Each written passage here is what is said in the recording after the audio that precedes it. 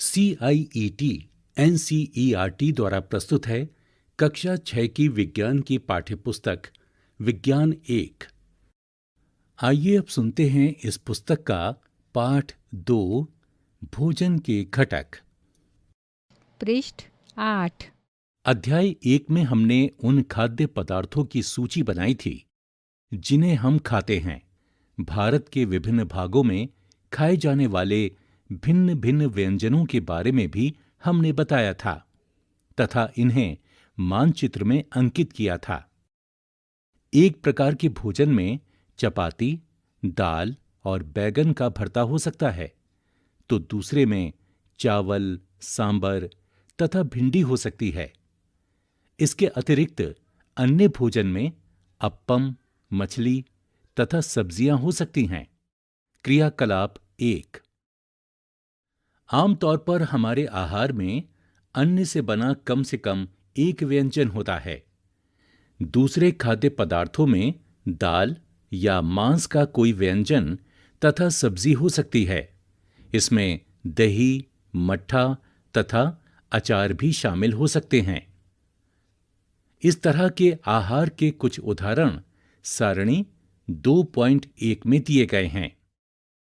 सारणी 2.1 विभिन्न क्षेत्रों या राज्यों के कुछ सामान्य भोजन। क्षेत्र या राज्य: पंजाब, अन्न का व्यंजन मक्के की रोटी। दाल या मांस का व्यंजन राजमा। सब्जियां सरसों का साग। अन्य व्यंजन दही, घी। क्षेत्र या राज्य: आंध्र प्रदेश, अन्न का व्यंजन चावल। दाल या मांस का व्यंजन अरहर की दाल तथा रसम यानी चारू। सब्जियां कुंदरू। अन्य व्यंजन मट्ठा, घी, आचार। अध्याय 1 में प्रस्तावित क्रियाकलाप 2 में आपके द्वारा सारणी में दर्शाए गए व्यंजन छांटिए।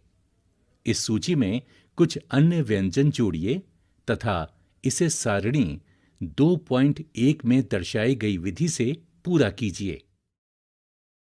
कभी-कभी हम अपने भोजन में वस्तुतः इन सभी व्यंजनों को नहीं ले पाते। यदि हम यात्रा में हों, तब हम वही खा लेते हैं जो रास्ते में उपलब्ध हो। हम में से कुछ लोगों के लिए यह संभव नहीं हो पाता है कि इस तरह के विविध व्यंजन हर समय खा सकें। आहार में विभिन्न खाद्य पदार्थों के इस तरह के वितरण का कोई ना कोई आधार होना चाहिए। क्या हमारे शरीर को विशेष प्रयोजन के लिए विभिन्न प्रकार के भोजन की आवश्यकता होती है?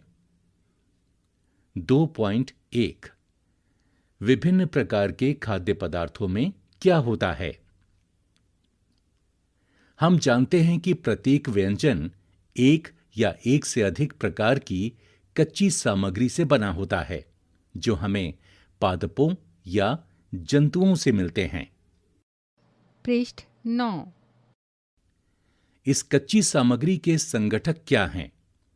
इस कच्ची सामग्री में हमारे शरीर के लिए कुछ आवश्यक घटक होते हैं।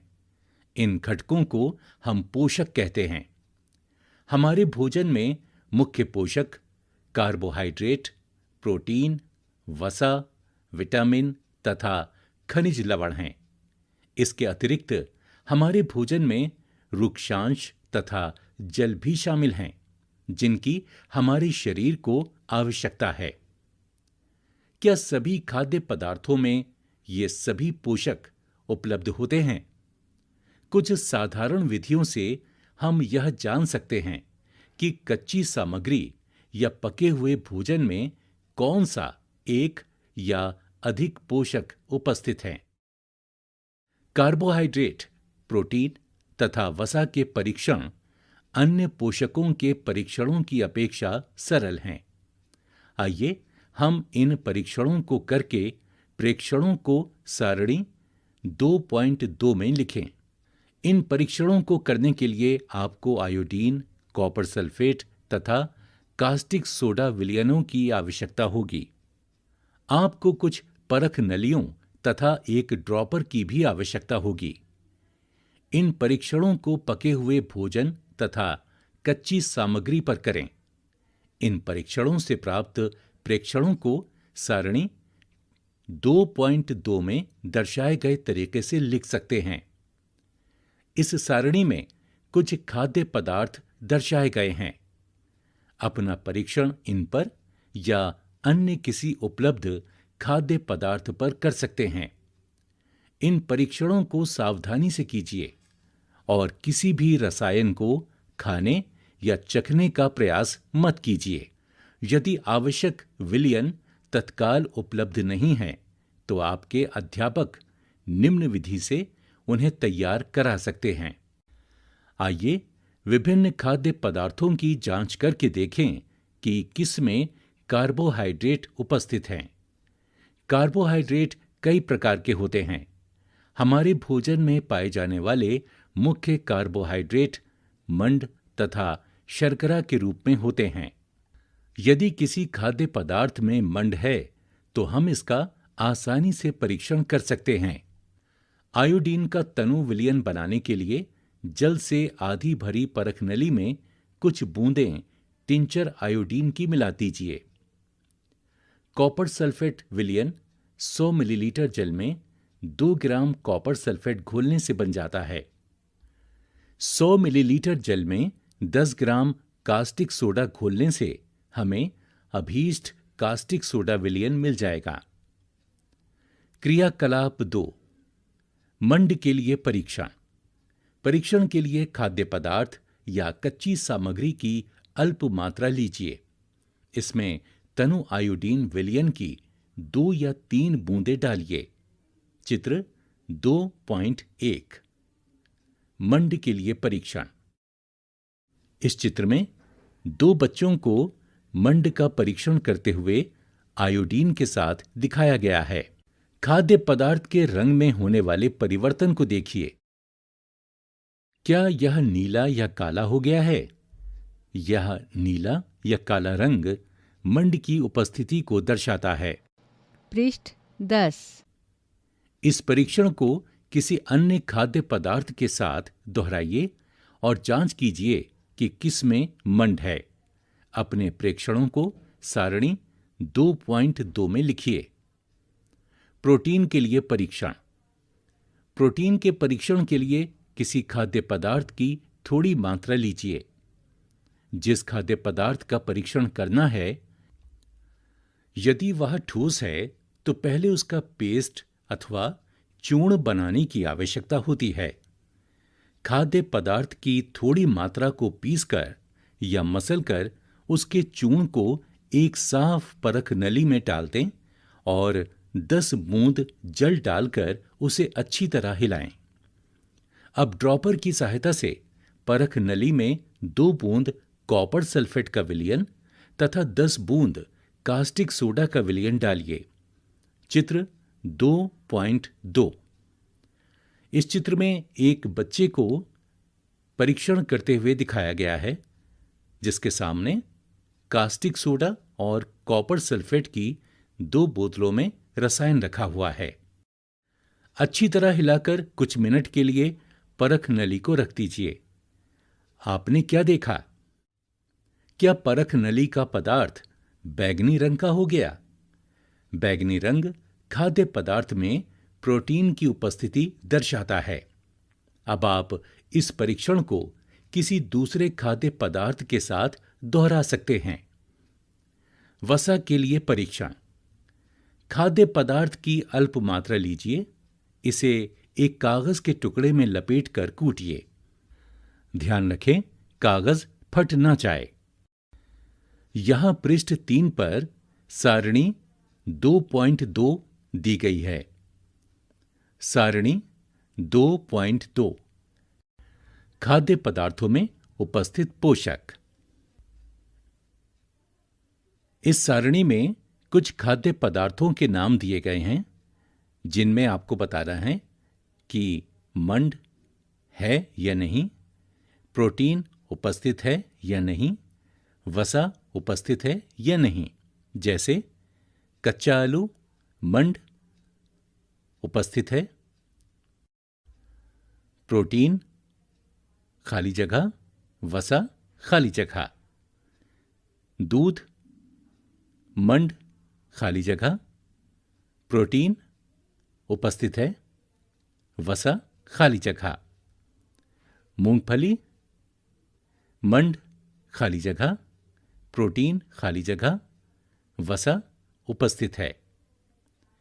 इसी प्रकार आगे भी कुछ खाद्य पदार्थ दिए गए हैं जिनके बारे में आपको मंड, प्रोटीन और वसा की उपस्थिति के बारे में बताना है।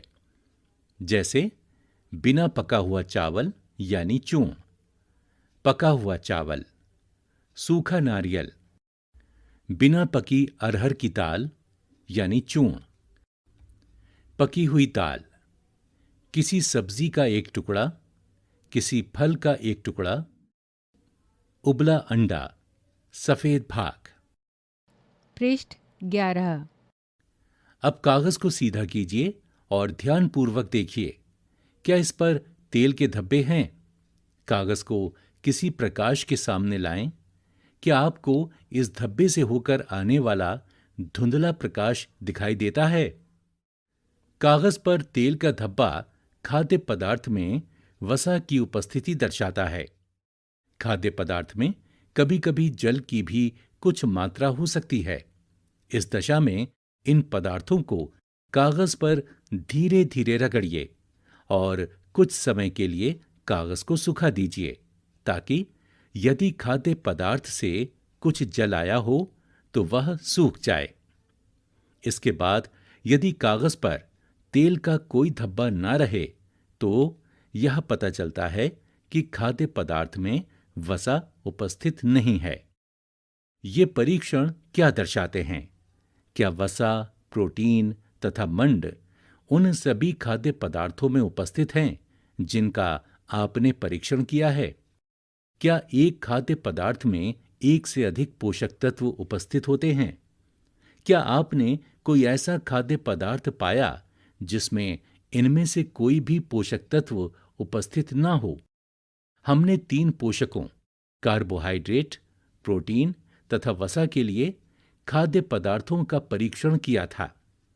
विटामिन तथा खनिज लवण जैसे अन्य पोषक भी हमारे विभिन्न खाद्य पदार्थों में उपस्थित रहते हैं। इन सभी पोषकों की हमें क्यों आवश्यकता होती है? 2.2 विभिन्न पोषक हमारे शरीर के लिए क्या करते हैं? कार्बोहाइड्रेट मुख्य रूप से हमारे शरीर को ऊर्जा प्रदान करते हैं। वसा से भी ऊर्जा मिलती है। वास्तविकता यह है कि कार्बोहाइड्रेट की तुलना में वसा की समान मात्रा से हमें अधिक ऊर्जा प्राप्त होती है। वसा और कार्बोहाइड्रेट युक्त भोजन को ऊर्जा देने वाला भोजन भी कहते हैं। चित्र 2.3 तथा चित्र 2.4।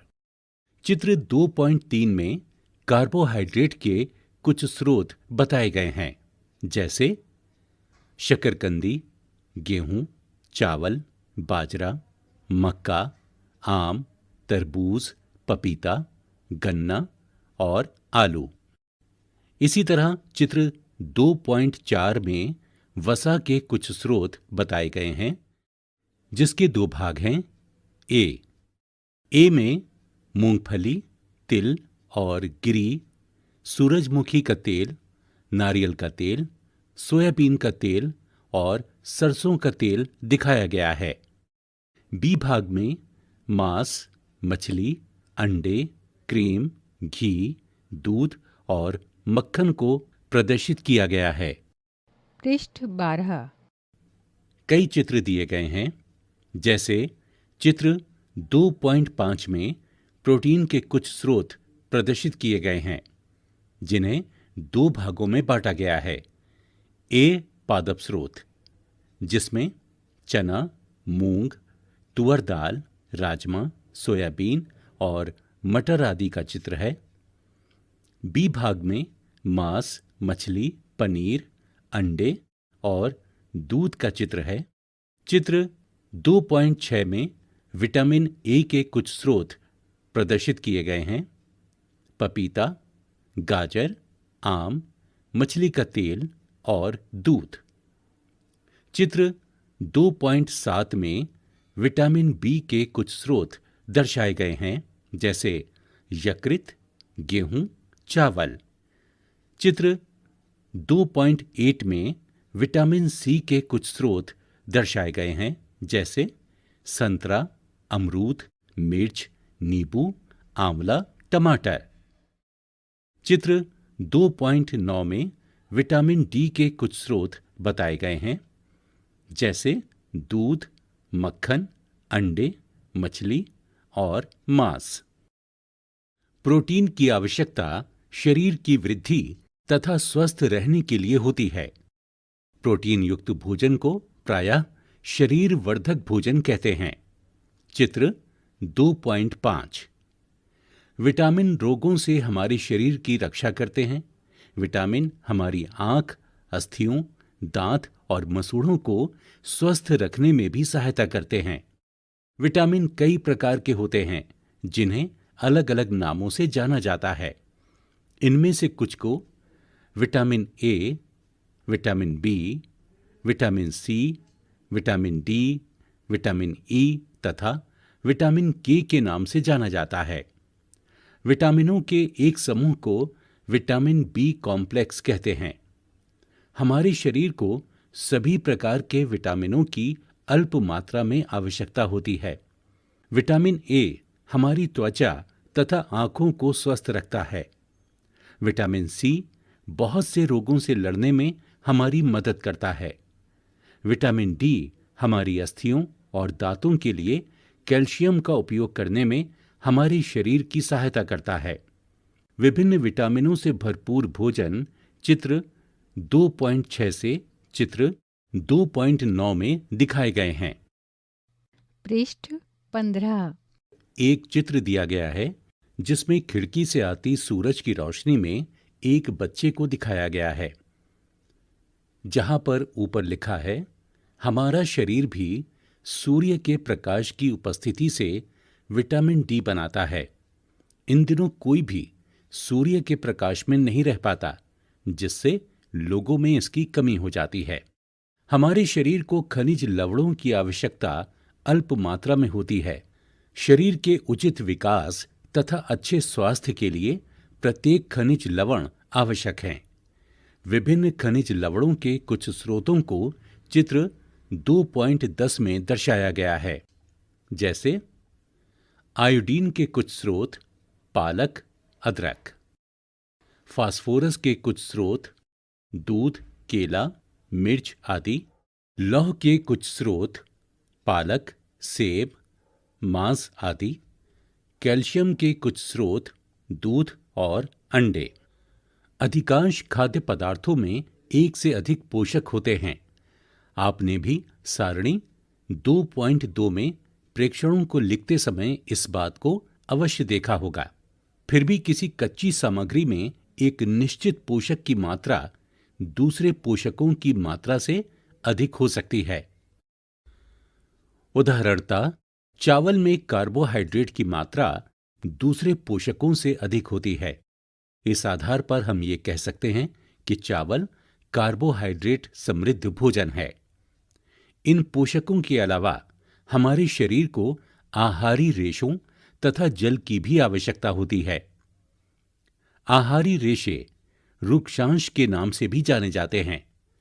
हमारे खाने में रुक्षांश की पूर्ति मुख्यतः पादप उत्पादों से होती है।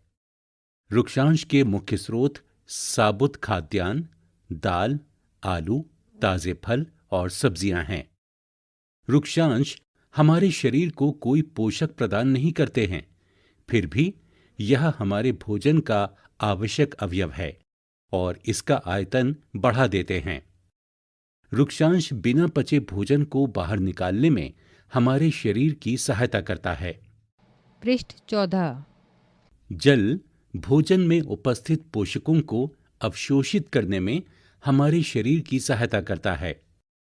यह कुछ अपशिष्ट पदार्थों जैसे कि मूत्र तथा पसीने को शरीर से बाहर निकालने में सहायता करता है। सामान्यतः हमारे शरीर को जितने जल की आवश्यकता होती है वह हमें उन वस्तुओं से प्राप्त होता है जिन्हें हम द्रव रूप में लेते हैं, जैसे कि जल, दूध और चाय आदि। इसके अतिरिक्त हम जो भी भोजन पकाते हैं उसमें भी पानी का प्रयोग किया जाता है। आइए देखें कि क्या कोई अन्य स्रोत हमारे शरीर को जल प्रदान करता है। क्रियाकलाप 3। एक टमाटर अथवा नींबू जैसा कोई फल लें, इसे छोटे छोटे हिस्सों में काट लें। क्या ऐसा करते समय आपके हाथ गीले होते हैं? जब भी आपके घर में किसी फल या सब्जी को काटा, छीला या मसला जाता है, तब ध्यानपूर्वक उसका निरीक्षण करें। क्या ऐसा करते समय आपको किसी ऐसे ताजे फल या सब्जी के बारे में पता चलता है जिसमें पानी की मात्रा नहीं होती? हम देखते हैं कि कई खाद्य पदार्थों में जल होता है। कुछ सीमा तक हमारे शरीर के लिए आवश्यक जल की पूर्ति इसी जल से हो जाती है। इसके अतिरिक्त कई खाद्य पदार्थों को पकाते समय हम उसमें जल डालते हैं। 2.3 संतुलित आहार। सामान्यतः पूरे दिन में जो कुछ भी हम खाते हैं उसे आहार कहते हैं। हमारे शरीर की वृद्धि और अच्छे स्वास्थ्य को बनाए रखने के लिए हमारे आहार में वे सभी पोषक तत्व उचित मात्रा में होने चाहिए जिनकी हमारे शरीर को आवश्यकता है। कोई भी पोषक तत्व न आवश्यकता से अधिक हो और न ही कम। हमारे आहार में पर्याप्त मात्रा में रुक्षांश तथा जल भी होना चाहिए। इस प्रकार के आहार को संतुलित आहार कहते हैं। क्या आप सोचते हैं कि प्रत्येक आयु वर्ग के लोगों को एक ही प्रकार के आहार की आवश्यकता होती है? क्या आप ये भी सोचते हैं कि हमारा संतुलित आहार हमारे शारीरिक कार्य पर निर्भर करता है? एक सप्ताह की अवधि में आप जो भी खाते हैं उसका एक चार्ट तैयार कीजिए। जांच कीजिए कि प्रतिदिन जो भोजन आप करते हैं क्या उसमें सभी पोषक तत्व उपस्थित हैं।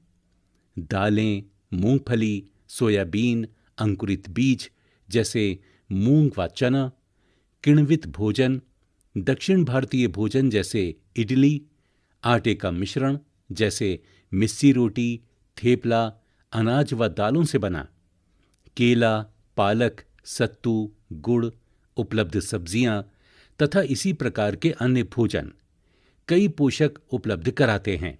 इसलिए कोई व्यक्ति अल्प व्यय में भी संतुलित आहार खा सकता है। उचित प्रकार का भोजन करना ही पर्याप्त नहीं है, इसे उचित तरीके से पकाना भी चाहिए ताकि इसके पोषक तत्व नष्ट ना हो। क्या आप जानते हैं कि पकाते समय कुछ पोषक तत्व नष्ट हो जाते हैं? यहां पर पहेली को दर्शाया गया है। पहेली यह जानने के लिए उत्सुक है कि क्या जंतुओं के भोजन में भी ये सभी अवयव होते हैं और क्या उन्हें भी संतुलित भोजन की आवश्यकता होती है। छिलका उतारकर यदि सब्जियों और फलों को धोया जाता है तो यह संभव है कि उनके कुछ विटामिन नष्ट हो जाएं। सब्जियों और फलों की त्वचा में कई महत्वपूर्ण विटामिन तथा खनिज लवण होते हैं। चावल और दालों को बार बार धोने से उनमें उपस्थित विटामिन और कुछ खनिज लवण अलग हो सकते हैं। पृष्ठ 15। हम सभी जानते हैं कि पकाने से भोजन का स्वाद बढ़ता है तथा इसे पचाने में आसानी होती है। इसके साथ साथ पकाने में कुछ पोषक तत्वों की हानि भी हो सकती है। यदि भोजन पकाने में अत्यधिक जल का उपयोग किया जाता है और बाद में उसे फेंक दिया जाता है तो कई लाभदायक प्रोटीन तथा खनिज लवणों की हानि हो जाती है। पकाने में विटामिन सी आसानी से गर्मी से नष्ट हो जाता है। क्या यह उचित नहीं होगा कि हम अपने आहार में फल और कच्ची सब्जियों को सम्मिलित करें? बूझों ने सोचा कि हर समय वसा युक्त खाना ही सर्वोत्तम भोजन है। एक कटोरी कार्बोहाइड्रेट युक्त भोजन की अपेक्षा एक कटोरी वसा युक्त भोजन अधिक ऊर्जा देगा। क्या ऐसा नहीं होता? अतः उसने तली हुई चीजें जैसे समोसा, पूरी, मलाई, रबड़ी, पेड़ा आदि वसा युक्त भोजन ही खाया और इसके अलावा कुछ नहीं खाया। क्या आप सोचते हैं कि वह ठीक था? निस्संदेह नहीं। इतना अधिक वसा युक्त भोजन खाना हमारे लिए बहुत हानिकारक हो सकता है। हमारे भोजन में वसा की मात्रा अत्यधिक मोटापे का कारण बनती है। 2.4 अभावजन्य रोग। एक व्यक्ति खाने के लिए पर्याप्त भोजन पा रहा है, लेकिन कभी-कभी उसके भोजन में किसी विशेष पोषक की कमी हो जाती है। यदि यह कमी लंबी अवधि तक रहती है, तो वह व्यक्ति उसके अभाव से ग्रसित हो सकता है। एक या अधिक पोषक तत्वों का अभाव हमारे शरीर में रोग अथवा विकृतियां उत्पन्न कर सकता है। वे रोग जो लंबी अवधि तक पोषकों के अभाव के कारण होते हैं, उन्हें अभावजन्य रोग कहते हैं। यदि कोई व्यक्ति अपने भोजन में पर्याप्त प्रोटीन नहीं ले रहा है, तो उसे कुछ रोग हो सकते हैं, जैसे वृद्धि का अवरुद्ध होना, चेहरे पर सूजन, बालों के रंग का उड़ना, त्वचा की बीमारियां और पेचिश आदि। यदि प्रोटीन तथा कार्बोहाइड्रेट दोनों ही किसी व्यक्ति के आहार से एक लंबे समय तक अनुपस्थित रहें, तो उसकी वृद्धि पूरी तरह से अवरुद्ध हो जाएगी। ऐसा व्यक्ति बहुत दुबला पतला हो जाएगा। वह इतना दुर्बल हो जाएगा कि चलने में भी असमर्थ होगा। विभिन्न विटामिनों और खनिज लवणों के अभाव से विभिन्न रोग अथवा विकृतियां हो सकती हैं। इनमें से कुछ सारणी 2.3 में दर्शाए गए हैं। सभी अभावजन्य रोगों की रोकथाम संतुलित आहार लेने से की जा सकती है। इस अध्याय में हमने स्वयं से यह जानने की कोशिश की कि विभिन्न क्षेत्रों के भोजन में इतनी अधिक विविधता होते हुए भी आहार में पोषक तत्वों का वितरण सामान्य है। यह वितरण हमारे भोजन में आवश्यक पोषक तत्वों की उपस्थिति सुनिश्चित करता है। पृष्ठ 16। सारणी 2.3 विटामिन और खनिज लवणों के अभाव के कारण होने वाले कुछ रोग या विकार। इस सारणी में 3 कॉलम दिखाए गए हैं। पहले कॉलम में है विटामिन या खनिज, दूसरे कॉलम में अभावजन्य रोग या विकार और तीसरे कॉलम में लक्षण बताए गए हैं, जैसे विटामिन ए अभावजन्य रोग या विकार, क्षीणता, दृष्टिहीनता। इसके लक्षण हैं कमजोर दृष्टि, अंधेरे यानी रात में कम दिखाई देना, कभी कभी पूरी तरह से दिखाई देना बंद हो जाना। विटामिन B1 अभावजन्य रोग या विकार, बेरी-बेरी। इसके लक्षण हैं दुर्बल पेशियां और काम करने की ऊर्जा में कमी। Vitamin C scurvy. लक्षण हैं मसूड़ों से खून निकलना, घाव भरने में अधिक समय का लगना। विटामिन D अभावजन्य रोग या विकार, रिकेट्स। इसके लक्षण हैं अस्थियों का मुलायम होकर मुड़ जाना। कैल्शियम अभावजन्य रोग या विकार, अस्थियां और दंत क्षय। इसके लक्षण हैं कमजोर अस्थियां, दंत क्षय। आयोडीन विकार या अभावजन्य रोग हैं घेंगा यानी गोइटर। इसके लक्षण हैं गर्दन की ग्रंथि का फूल जाना, बच्चों में मानसिक विकलांगता। लोह अभावजन्य रोग या विकार है अरक्तता। इसका लक्षण है कमजोरी। प्रमुख शब्द संतुलित आहार, बेरी-बेरी, कार्बोहाइड्रेट, ऊर्जा, वसा, खनिज, पोषक, प्रोटीन, रुक्षांश, स्कर्वी, मंड, विटामिन। सारांश। हमारे भोजन के मुख्य पोषक तत्वों के नाम कार्बोहाइड्रेट, प्रोटीन, वसा, विटामिन तथा खनिज लवण हैं। इनके अतिरिक्त भोजन में आहारी रेशे तथा जल भी होता है। कार्बोहाइड्रेट तथा वसा हमारे शरीर को मुख्य रूप से ऊर्जा प्रदान करते हैं। प्रोटीन तथा खनिज लवण की आवश्यकता हमारे शरीर की वृद्धि तथा अनुरक्षण के लिए होती है। विटामिन हमारे शरीर को रोगों से रक्षा करने में सहायता करते हैं। संतुलित आहार में हमारे शरीर के लिए आवश्यक सभी पोषक तत्वों तथा पर्याप्त रूक्षांश और जल उचित मात्रा में उपस्थित रहते हैं। हमारे आहार में लंबी अवधि तक एक अथवा अधिक पोषक तत्वों की न्यूनता से विशिष्ट रोग अथवा विकार उत्पन्न हो सकते हैं। पृष्ठ 17। अभ्यास 1। हमारे भोजन के मुख्य पोषक तत्वों के नाम लिखिए। 2। यहां कुछ पंक्तियां दी गई हैं, उन्हें सुनिए और उनका नाम बताइए। क। पोषक जो मुख्य रूप से हमारे शरीर को ऊर्जा देते हैं। ख। पोषक जो हमारे शरीर की वृद्धि और अनुरक्षण के लिए आवश्यक हैं। ग। वह विटामिन जो हमारी अच्छी दृष्टि के लिए आवश्यक है। घ।